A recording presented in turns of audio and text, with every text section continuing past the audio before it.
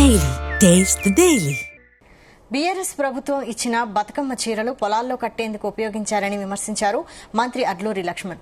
తాము దేశం కోసం ప్రాణాలర్పించిన ఇందిరమ్మ పేరు మీద నాణ్యమైన చీరలను పంపిణీ చేశామన్నారు. దీనికి కూడా బీఆర్ఎస్ నేతలు రాజకీయం చేస్తున్నారని మండిపడ్డారు.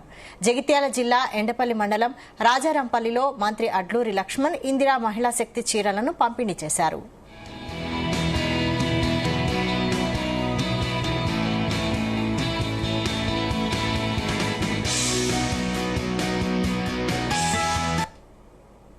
మేము బతుకమ్మ చీరల పేరు మీద పొలాల కట్టే చీరలు మేము ఇయ్యలే.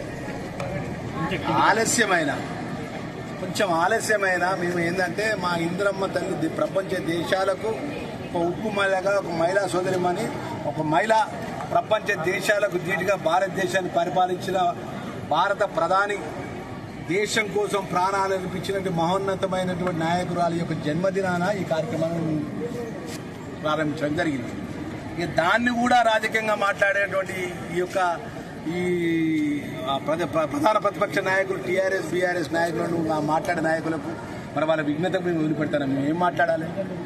నువ్వు నిజంగా 10 సంవత్సరాలు కలిగి నిజంగా మేము అద్దన్నామా?